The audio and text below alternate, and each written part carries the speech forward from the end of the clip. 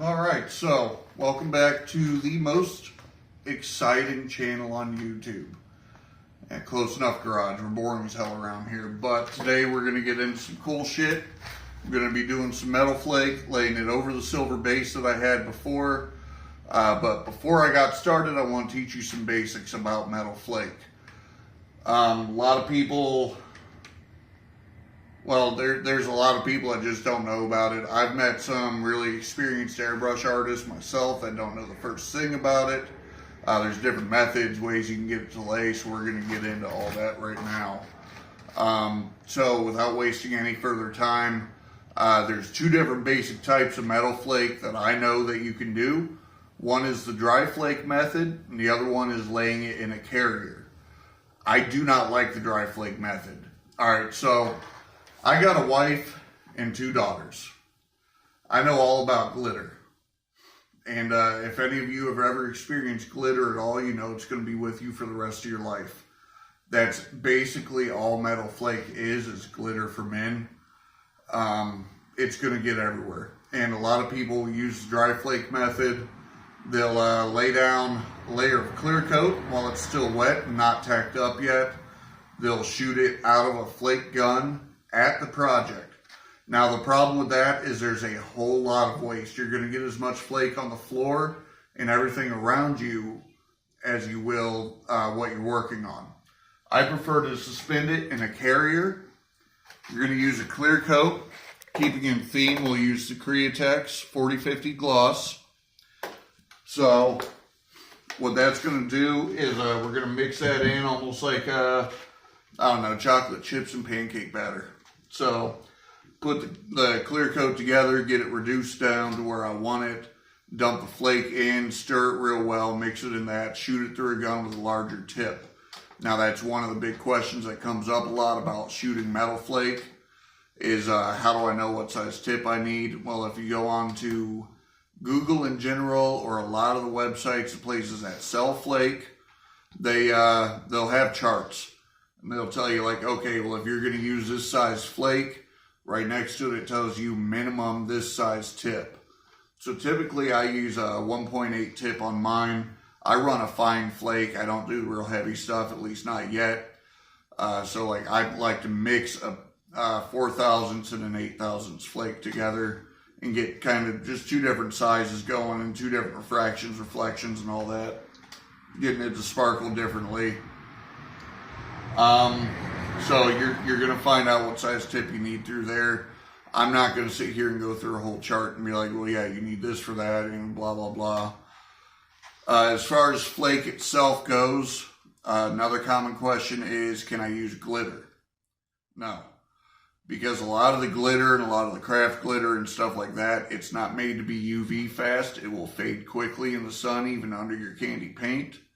A lot of it, most of it, is not solvent resistant either, which means when you're mixing it in with clears and you're laying paint, flake, and all this other shit, it's going to melt in the solvents. It's all cheap plastic, and it's just not going to do the job right. Now, you can get good flake. I love the old hot rod scene, so naturally you put any kind of Rat Fink character or the Roth name on something, and I'm going to use it. So we've got the Little Daddy Roth flake here. This is Surfite Silver. This is a .004. It's the bigger of the two that I've got. And it's just a jar of some dried powder flake. And that's what I'm going to use for this project. You can see, maybe not see, I don't know. It's already all over my hands. So you're still going to have mess. Even carrying it in a clear coat, it's going to get everywhere. I'm going to be seeing these flakes for the next year. And that's just the way it works. Other places you can get your flake from. Limeline's got really good stuff. Hemway, they're from the UK, but we won't hold that against them. They still do a good product.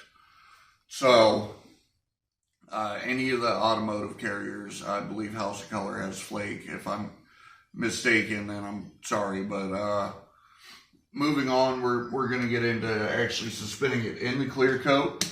Usually when you lay your clear coat, you got your base layer, and then you want that clear coat as smooth across that base layer as you can get it. But when you're laying flake, you don't care, because it's going to be an inner coat, or it's going to be a coat that's meant to be sanded later anyway. And I'll show you that in a second. So you got your base layer. It's going to be like my silver layer that I've got on the parts already for the base color.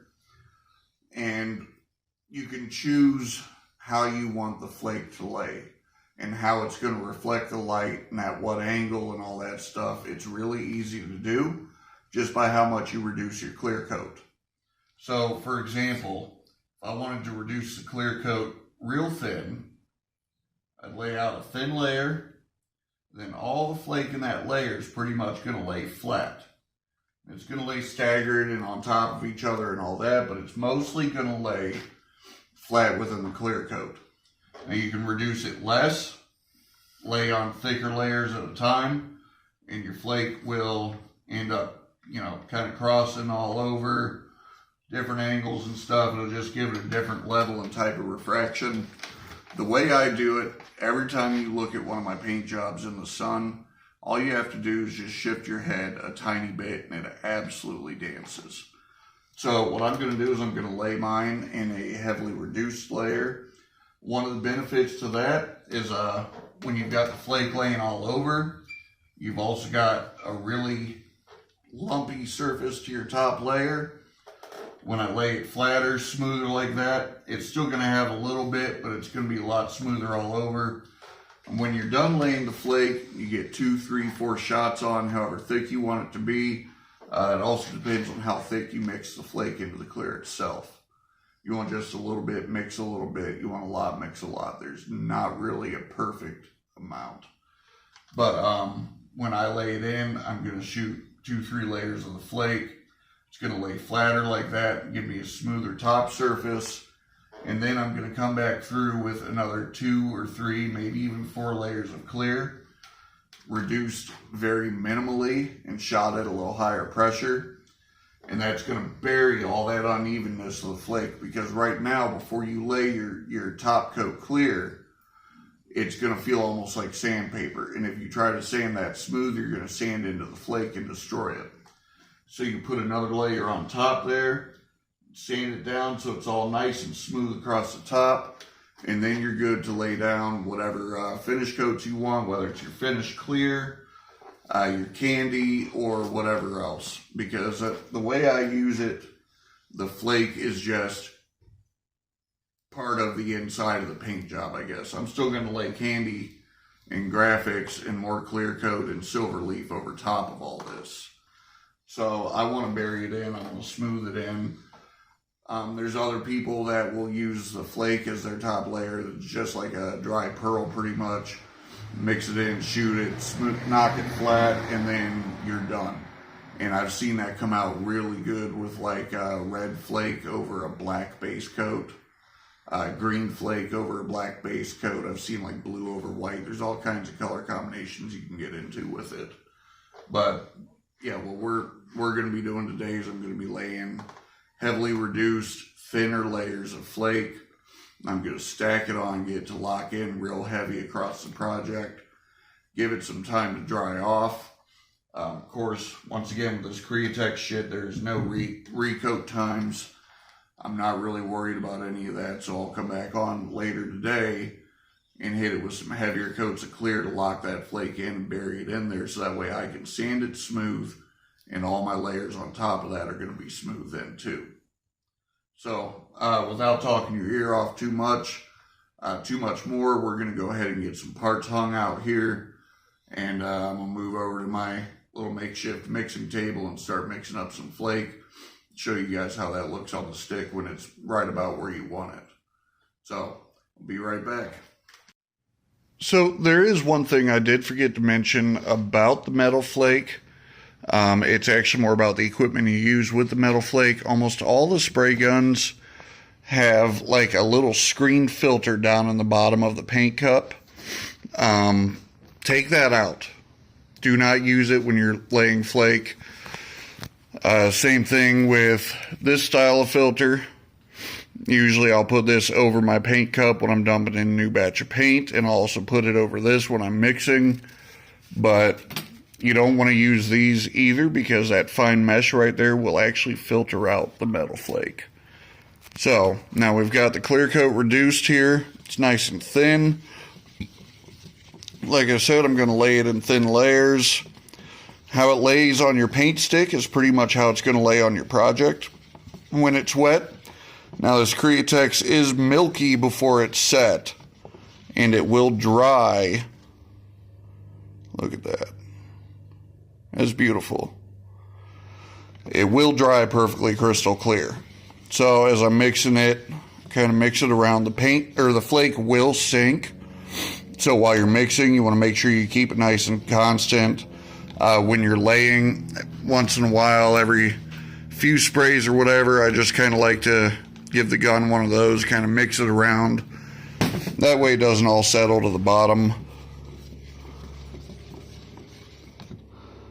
Yeah, how it lays there is pretty much how it's going to lay and look in the finished product. So you're going to get all that dancing and movement and sparkle underneath of your candy.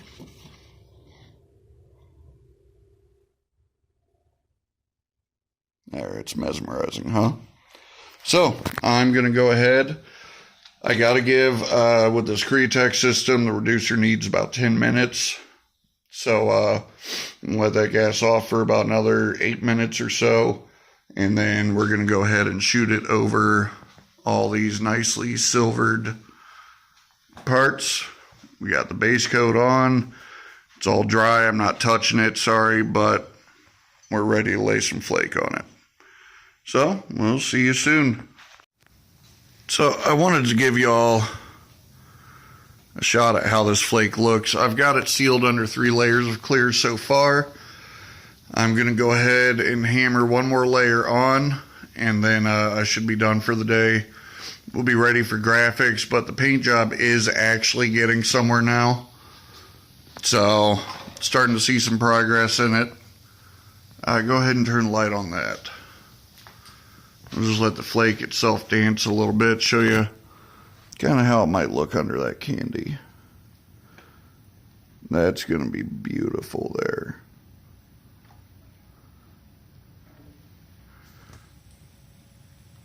Yeah, it's mesmerizing.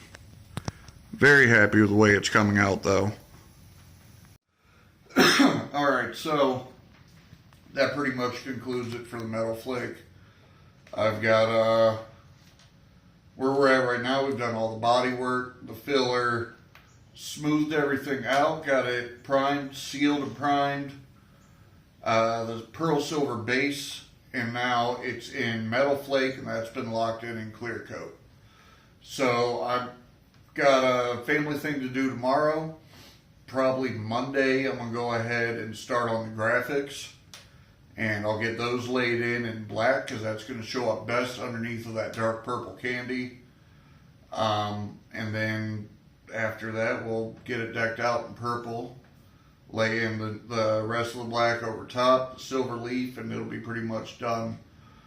Speaking of done, today I am absolutely finished. We've been out here like 4 hours, so not really a full work day to the average guy, but I'm pretty much toast. So we're going to get some cleaning up done here and get out of your guys' ears for a little while. I thank everybody for tuning in and checking this out. I appreciate any support at all I can get. I appreciate every one of y'all. So go ahead, do the whole like, subscribe, share thing, and hopefully we taught somebody else something new. Hopefully we helped somebody else today. Y'all stay safe out there.